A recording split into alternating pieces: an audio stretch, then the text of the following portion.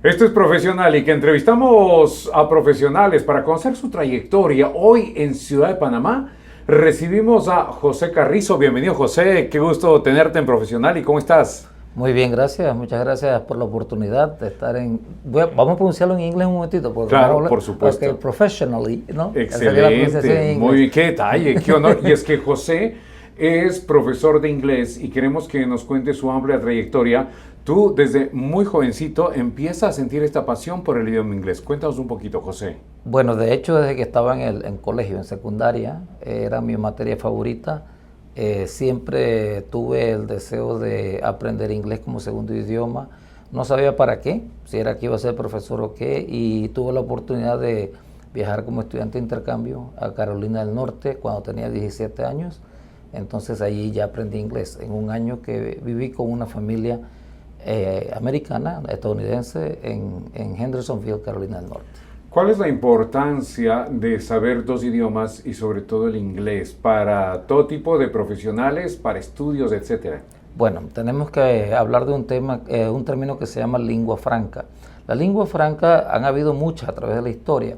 Es una lengua común que buscan personas para comunicarse. Por ejemplo, si analizamos la Biblia, los evangelios fueron escritos en griego porque era la lengua franca de ese momento, era el idioma que se utilizaba para comerciar. Luego, hablamos de los años 1500, 1600, lo fue el francés. El francés era la lengua franca del mundo, pero a través de las conquistas tanto del Reino Unido como de Estados Unidos, el inglés se ha convertido en la lengua del comercio y es por eso.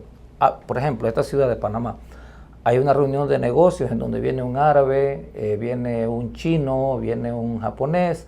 Y está un panameño, que habla español. Panameño, exactamente. Entonces y ninguno vamos de ellos, a una lengua como que puedan manejar todos. Exactamente, la lengua común. Esa es la lengua franca y esa es la lengua franca del mundo, ahora mismo es el inglés. Por eso es importante aprender inglés como segundo idioma. Muy bien, José. ¿Cómo empiezan tus estudios superiores? ¿Dónde empiezas a hacerlos? ¿Cómo sacas la licenciatura? Ok, en la Universidad de Panamá, se llamaba en ese tiempo, ahora se llama Universidad de Chiriquí, era el Centro Regional Universitario en Chiriquí, era parte de la Universidad de Panamá, o sea, la Universidad de Panamá existe todavía, pero el Centro Regional Universitario de Chiriquí se convirtió en la UNACHI, lo que es la Universidad Autónoma de Chiriquí, donde laboro hoy día. Allí terminé mi licenciatura y luego de eso apliqué a una beca Fulbright que otorga el gobierno de Estados Unidos a través de la embajada. Claro que sí. Y obtuve la beca muy competitiva, de hecho. Muy exigente, esas becas muy exigentes. Exacto. A nivel de Latinoamérica tienen esa fama de esas becas de ser muy exigentes. Y posterior a eso, tuviste la oportunidad de aplicar a un trabajo en Dubái. Sí. ¿Cuál fue tu experiencia ahí en Dubái? Bueno, terminé mi maestría en Estados Unidos, ¿verdad? Regresé a Panamá. Me fue difícil conseguir un trabajo estable porque a pesar de que tenía la maestría, hay ciertas cosas a nivel superior aquí que lo frenan a uno. Entonces apliqué primero a Japón, a Corea del Sur, pero como no tenía un pasaporte de un país en donde inglés fuera la lengua nativa, no me aceptaban.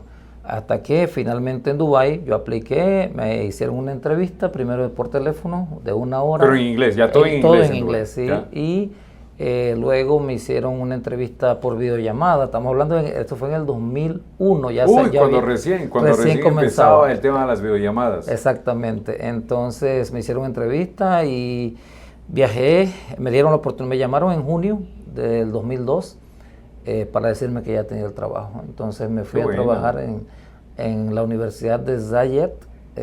Tenía el nombre del que era en ese tiempo el presidente, el jeque Zayed, que falleció mientras yo estuve allá. De hecho, ahora mismo el presidente se llama Khalifa bin Zayed, que quiere decir el hijo de Zayed, que es el que quedó como el presidente de los Emiratos Árabes Unidos. Una bonita experiencia, ya estuve 5 años y medio. Ahora, en toda tu trayectoria profesional, que ha sido larga, y por eso quiero felicitarte, estimado José, ¿qué es lo que más te atrae de la enseñanza del idioma inglés? La productividad de los estudiantes, el reflejo en el aprendizaje. Qué bueno. Para mí eso, yo se lo digo a ellos, de hecho.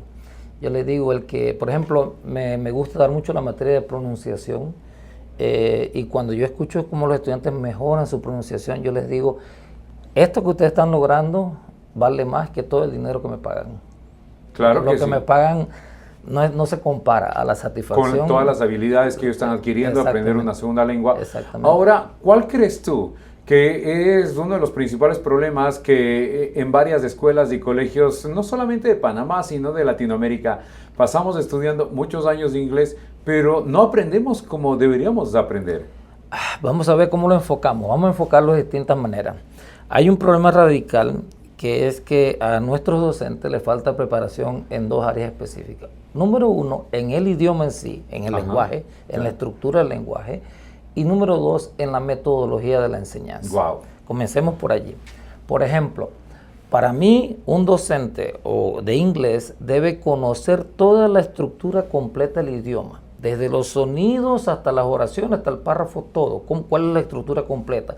Debe mantener un léxico amplio, tiene que tener un nivel, si lo vemos sobre el framework de Europa, ¿verdad? Sería un C1, C2. Para mí, debería ser, sobre todo si trabaja en una universidad. El problema es que tenemos muchos profesores que ni siquiera son B2, algunos son B1. Eso por allí. Las universidades están graduando docentes. Para mí debería haber una prueba estandarizada al finalizar la carrera para saber el nivel del estudiante, para ver en qué nivel está.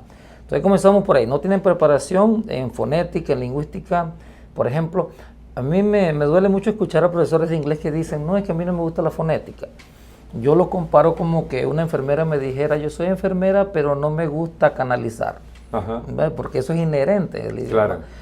Y la falta en la metodología, porque tienen que tener conocimientos amplios sobre la adquisición de un segundo idioma. ¿Cómo se adquiere un segundo idioma? Allí fallamos mucho.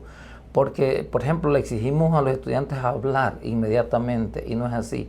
El proceso es lento. Esa es otra cuestión que pasa. Que muchas compañías te dicen, aprende inglés en 4 meses, domínalo en 9. Eso no es cierto. El aprendizaje de un primer idioma y de un segundo idioma es un proceso lento, en donde se internalizan los sonidos, se va descubriendo la estructura poco a poco y se va avanzando. Ahora, aunado a eso, no solamente vamos a hablar que la preparación de los docentes, también hay algo importante, es que el gobierno, a través del Ministerio de Educación, no le brinda a los docentes los materiales necesarios para ellos desarrollar sus clases, que esa es otra clave, tener los materiales. Ni en muchos casos existe un currículum que vaya de la mano con lo que los estudiantes deben aprender. Entonces, esas son para mí las 3 claves. Primero, la preparación académica de los docentes, ya sea en la estructura del idioma, conocimiento del idioma, en la metodología de la enseñanza, los materiales, ¿verdad? Y la metodología, y además de eso también en la evaluación fallamos mucho. Y por parte del estudiante, ¿cómo se podría motivar a los estudiantes para que ellos tengan mucho más ganas de aprender el idioma inglés? A eso vamos, o sea, tenemos que enfocarnos en la comunicación. Si nosotros nos enfocamos en comunicación y no en estructura, de enseñanza de estructura, porque ese es otro problema, nos enfocamos mucho en enseñanza del tiempo gramatical, de la forma del verbo, del sujeto, del predicado, o sea, de aspectos gramaticales y no aspectos comunicativos en sí. Cuando el estudiante siente que él se está comunicando en el segundo idioma y que se está haciendo entender, él solo se motiva.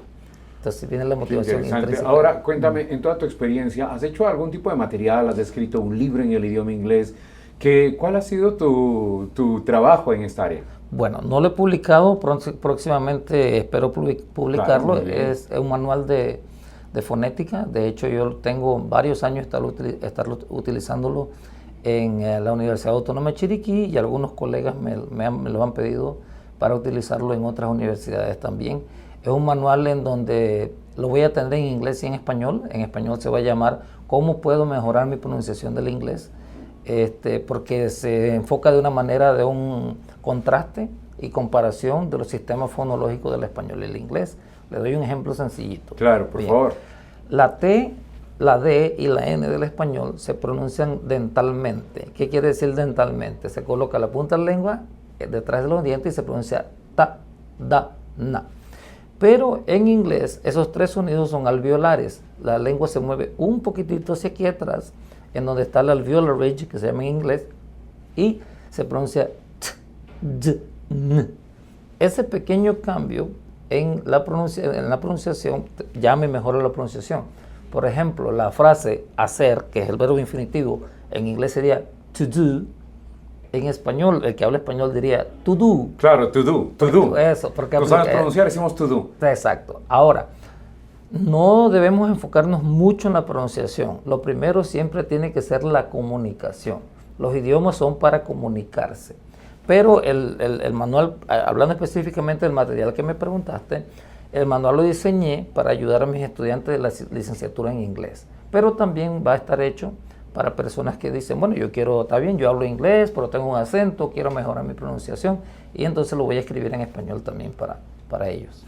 Muy bien, José, muchísimas gracias por haber estado aquí en Profesional y el podcast donde entrevista a profesionales de amplia experiencia como la tuya. Quisiera que nos regales tips para todos quienes queremos aprender inglés como segunda lengua. ¿Cómo podríamos aprovechar para hacerlo en tiempo más corto, tal vez? Bueno, lo primero que todo es que hay que exponerse al idioma de distintas maneras, viendo videos, viendo miniseries. Ahora tenemos la oportunidad de ver miniseries con los subtítulos en inglés. Véanlo en inglés con subtítulos en inglés, no en español con subtítulos en inglés. Interesante, qué buen punto. Traten de no traducir, traten de ampliar su vocabulario, porque muchas veces no podemos hablar porque no tengo el vocabulario. Y vocabulario no solamente es saber que red, blue, yellow, no. Por ejemplo, yo le pregunto a mis estudiantes, ¿usted sabe cómo se dice insecto? Dicen sí. Ok, dígame cómo se dice hormiga, cómo se dice grillo, cómo se dice gusano. Hay que ampliar el vocabulario. Y la mejor manera de ampliarlo es estar expuesto al idioma, sobre todo leyendo, que allí sí nos falta a nosotros porque ahora los niños no leen mucho. Yo tengo muchos estudiantes que hablan inglés muy bien, les pregunto, ¿tú cómo aprendiste inglés? Dice, con videojuegos, sí, con canales de YouTube. Algo que les atrae. Exactamente. Que buscan entretenimiento y ahí es más fácil para ellos aprender el idioma. Y el tip más importante de todo, nunca tengas miedo a comunicarte en el segundo idioma. Nunca tengas miedo a cometer un error. ¿Por qué? Ese es un miedo infundado. Porque cuando uno está hablando sobre todo con una persona que habla inglés como nativo, nunca se enfocan en la gramática, en cómo lo dijiste, sino en el mensaje. Pensemos cuando nosotros hablamos con alguien que no habla español, o que el español no es su lengua, nunca nos enfocamos en que si lo dijo mal o lo dijo bien, sino que tratamos de comunicarnos con la persona. Entender el mensaje, y eso es lo efectivo. José, muchísimas gracias. Despedimos a José Carrizo, pero profesor de inglés con una maestría y con toda su experiencia. Nos brindó grandes consejos aquí en Profesional y desde Ciudad de Panamá.